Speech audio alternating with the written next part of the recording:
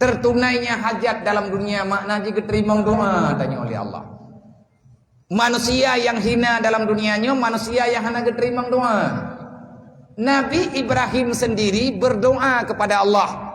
Karena tak baca-baca dalam Quran, Rabbi ja'alni muqimas salah wa min zuriyati rabbana wa taqabbal doa.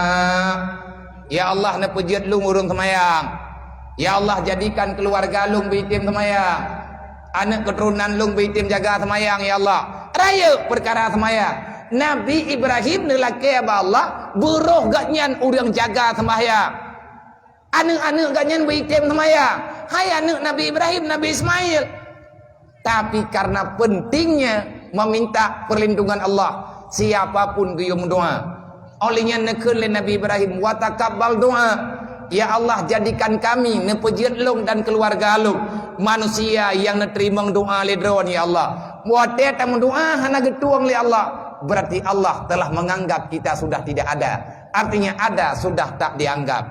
Untuk doa perintah Allah, ud'uli astajib lakum.